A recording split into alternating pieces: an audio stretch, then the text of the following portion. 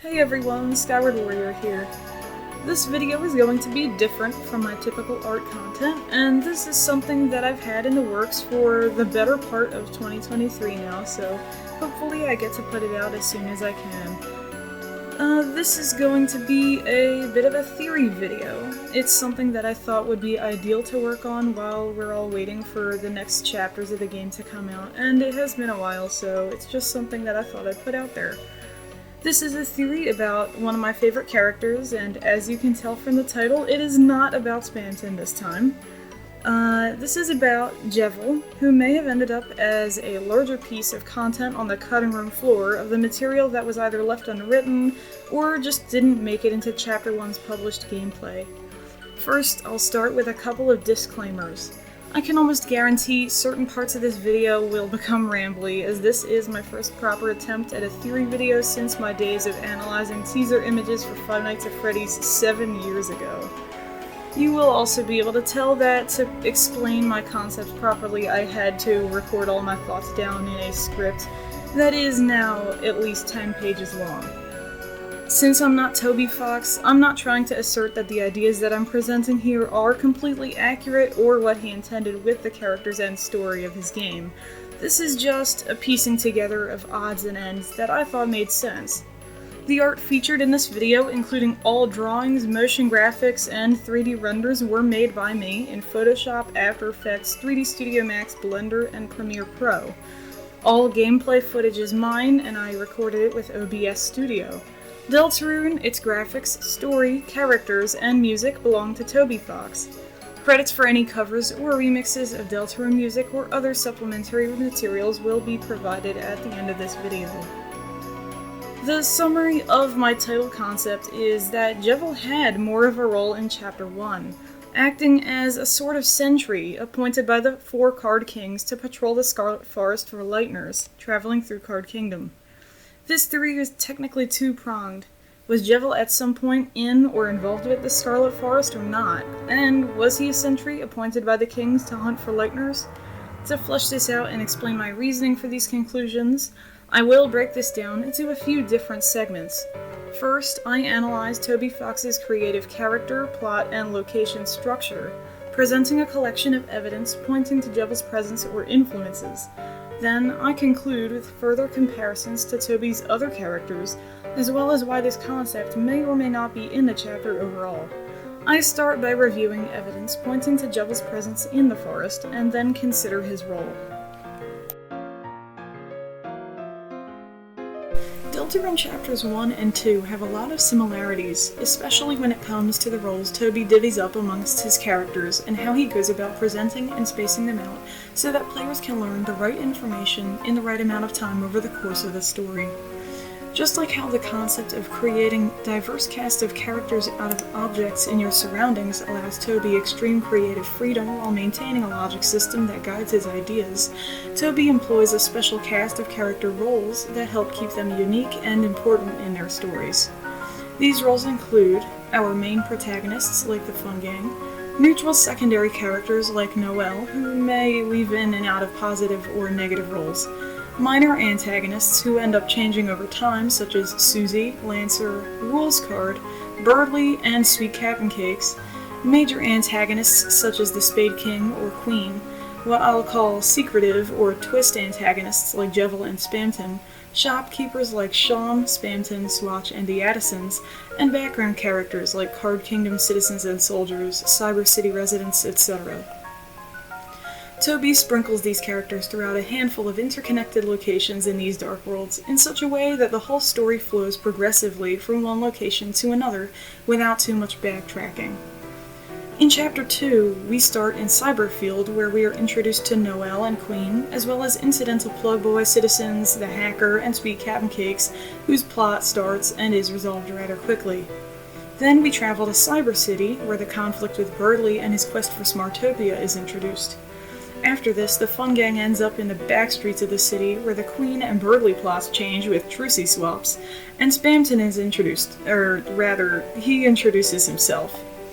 And finally, we finish off in Queen's Mansion, where Swatch, Task Manager, and the Swatchlings are introduced, as well as either endpoint resolution to Spamton's plot and the main storyline.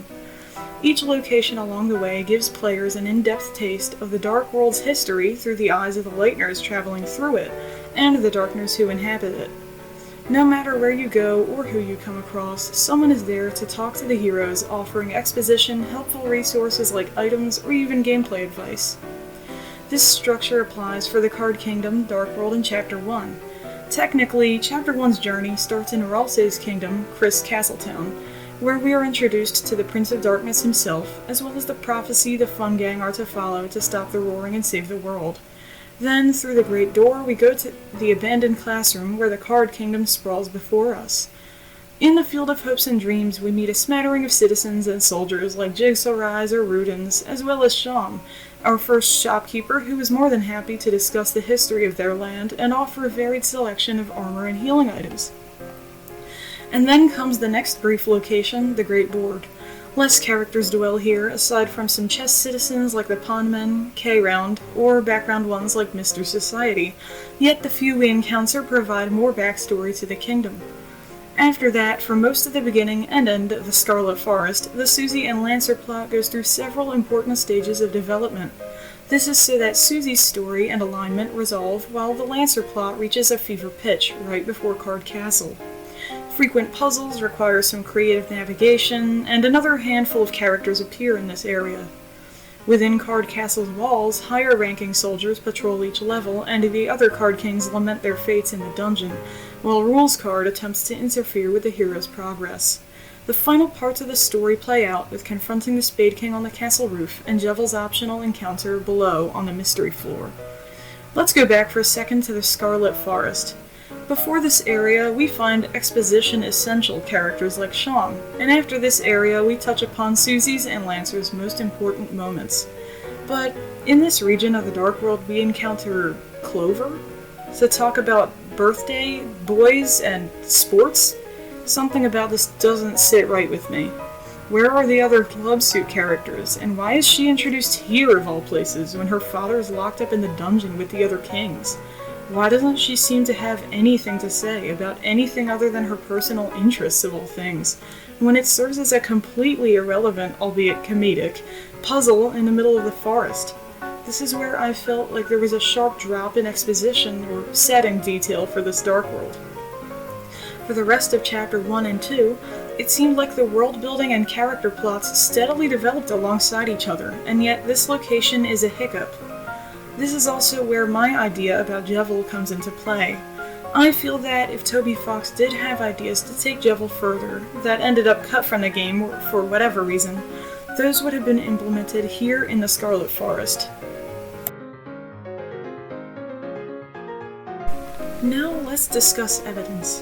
Why, other than Clover and Susie Lancer's extra antics, do I think Jevil was supposed to be here? What purpose would he have served? There are several notable details scattered throughout the middle of the forest that pointed me towards his influences. At first glance, nothing about the forest really screams bouncy purple and black court jester, but that's because we need to ignore his character design and look for some of his themes. Jevil has several associations, which either have to do with his behavior or his sparse backstory. These include spinning, revolving, darkness, the strange someone he encountered who turned his worldview darker yet darker. I'm operating on the safe assumption that this is Gaster, like a lot of players, and even his speech patterns, not his repetition of words per se, but more specifically his rhyme scheme. What elements in the forest echo these same themes?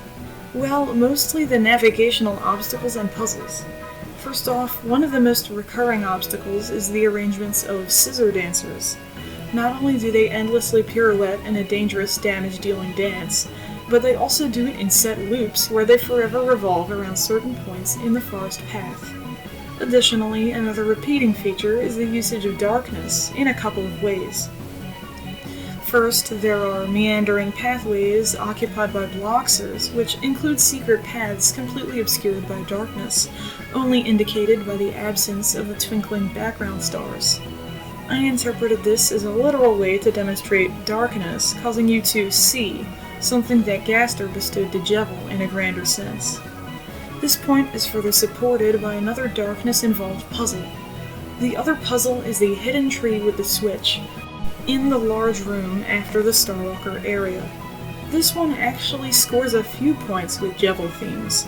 The player is not only instructed to use the darkness to see the solution, but is also required to revolve around the center several times before the solution is revealed. But before moving on from this puzzle, one more aspect of it cannot go ignored. The instructions to the puzzle actually suggest Jevil's presence as they are written with a special cadence and rhyme scheme. They read, "Revolve around the center and look carefully. The darker it gets, the more you can see." Jevil is one of the only characters in either chapter who speaks in rhyme, and these instructions are the only rhyming instructions in the entire game as well, which led me to believe that it was no coincidence. When I say one of the only characters who rhymes, the only other characters I'm considering are the Jigsaw Rise, who rhyme about knowing each member of the Fun Gang. They were also the original puzzle masters of Card Kingdom, but were later replaced by Rules Card. The reason I'm keeping this Revolving Darkness puzzle in consideration for Jevil evidence is because none of the other pre-existing puzzles in the Field of Hopes and Dreams, which I assume were created by the Jigsaw Rise since Rules defeated one of them, were written in rhyme. Technically, Queen and Sweet Cabin Cakes also rhyme, but these are one-time incidents and don't have any bearing on the puzzles of Chapter 1. But let's step back for a moment, since I decided to involve Gaster into Jevil's associations. Gaster plays a huge role in Jevil's devolving into who we meet by the events of the game. But what other signs of Gaster do we see in the game? This is usually a very tricky topic since his cameos and telltale signs can differ, and have been debated amongst fans for years. For the sake of this theory, much like how I am adopting the assumption that Gaster is who enlightened Jevil, I am going to use the slightly shakier assumption that Gaster is the man behind the tree who gives Chris eggs in both chapters. I only say this assumption is shakier because people have posited other possible characters hiding behind the tree, even including Papyrus, who has also been theorized to be the Roaring Knight. But I digress a bit. Because the man appears in both Dark Worlds and the Light World in the start of Chapter 2, I think that Gaster, being beyond the typical bounds of space-time, is this man. How does this appearance of the man tie into the evidence of Jevil's presence in the forest? Location. The puzzle I just described before with revolving in the darkness as instructed by the rhyming text just so happens to be exactly where you can find the man. The transition between the Starwalker area and this puzzle is where the man encounter is triggered. And how do you find the man? You have to spin around and around. The man appears nowhere else in this chapter, and themes involving spinning, revolving, rhyming, and darkness are also exclusive to the Scarlet Forest, save for some scissor dancers being present in Card Castle. Was this where Jevil happened one fateful day to meet such a strange someone and have his worldview altered forever? As his feline companion might say, perhaps, perhaps not. A lot of other details and background here and there pointed me to the idea of Jevil patrolling the forest, but I felt they weren't as strong as what I just outlined, so I'll discuss them here before I mainly speculate why Jevil as a sentry would work and why it wouldn't. Here are some other little general details that I took note of before drawing any other comparisons or conclusions. While there are Rudens and Hathies in Card Castle and Card Royalty in the dungeon, and some Rudens wandering the field, the Scarlet Forest is the only location outside of the castle where Darkners of every card suit are present. This may or may not tie into Jevil's Heart's Diamonds I Can Do Anything, but I thought it was an interesting fact nonetheless when I tallied up character appearances. Jevil is particularly fond of games, and the forest is certainly the place where puzzles are numerous, and where you can easily lose your way. In fact, the forest is one of, if not the most puzzle-dense region in all of Chapter 1. When Jevil first introduces himself and his key quest, he initiates by mentioning Sham and that, quote, the shopkeeper knows a secret. Did Sham let Jevil in on where the key pieces were hidden while locking him away? Were their locations agreed upon by both parties? Jevil's knowing tone implies something more here. Speaking of the keys, one part was held onto by his companion, another was locked behind a full card suit puzzle, and the third was stored away in a chest deep in the forest only found from a path in the darkness. The details surrounding each key piece don't seem to be coincidental. Shalm says that they only took up the hobby of collecting odds and ends to sell because of locking Jevil away, even though Jevil was locked up before the night came, due to the fact that Jevil states the boring kings, plural, said such fun was a trouble, which may mean that it precedes the events of Chapter 1 by quite some time. Shalm's shop shows age through its design and eccentric wares crowding the shelves. This could suggest that Shalm and Jevil, outside of their performance-related duties in Card Castle, have a history roaming the other regions in the kingdom. The detail here about Jevil's timeline will come up a bit later. These next sections will be even more speculative. Here's why I specifically think Jevil, acting as a sentry of the forest, or some kind of head of the Card Kingdom's soldiers, would work. This section includes more literary reasons alongside hard fact, as in how it could be written and fit into the main story of the game. Jevil would have no reason to arrange obstacles and puzzles in the forest that could interfere with the routines of other citizens and soldiers, unless they were somehow related to training exercises, or for slowing down Lightners, or maybe they were even for his own training or amusement. This desire to hunt down the Lightners was something that Spade King expressed and that he wanted to do before the night arrived, angered at his and his kingdom's abandonment. Jevil has a powerful combat skill set that is almost unmatched by any other Darkner in the kingdom, except for Shalm. Unless his routine castle performances involved dangerous magic and flashy weaponry, perhaps if the games Shalm mentions they'd played together were their performances, Jevil has no other reason to be so well versed in his complex attack patterns. Historically, jesters were powerful members of monarchical societies who were allowed to speak and act more freely than other members of the court, extremely involved in politics and acting as advisors or other essential roles to the king outside of providing entertainment. While this real historical logic may not parallel one-to-one the dynamics and statuses in Deltarune, it seems Toby wrote his characters in their respective roles fairly similarly. There is a comparison I want to draw that also spearheaded this idea of Jevil as a sentry, and it involves his relationship with Shalm. Let's take a look at Undertale momentarily. Who do these characters sound like most to you? A mysterious, nihilistic, smiley jokester shopkeeper, and their combat-oriented, puzzle-loving, energetic, smiley counterpart, both serving the king, both extremely powerful magic users? If you said Sans and Papyrus, congrats! I realized this when considering how Shalm and Jevil might be written differently if Jevil was actually implemented as a sentry. For instance, if this was the case, when you first meet Shalm, they might say something along the lines of, "My companion Jevil is just up ahead in the forest. He is actually searching for Lightners right now. He's a Lightner hunting fanatic. He's not actually much of a threat though, so don't sweat it. Just follow along in his antics and you'll be fine." Obviously they aren't siblings, but the character types and dynamic is similar. Just like Papyrus, Jevil could have served as a character who tries to stop the Fun Gang's progress, but is so over the moon about meeting Lightners of prophecy that he ends up guiding them through his puzzles and routes for your overthrowing of the Spade King, who was corrupted by the Knight's influence and destroyed the Natural Kingdom's order. Or he could still have met Gaster and been insistent on helping the heroes break out of the Roaring prophecy that was laid out for them, having a less nihilistic and violent point of view. Or this could just be my writer side talking. Either way, Toby Fox is not unfamiliar with creating distinct character dynamics and then echoing those same dynamics with different sets of characters in his different stories. There are reasons why this sentry concept wouldn't work, and I'll try to cover them now.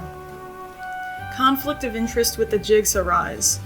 Once again, there was always the possibility that the Field of Hopes and Dreams wasn't the Jigsaw Rise's only turf, and perhaps they were responsible for the puzzles closer to the heart of the kingdom, including those in the forest.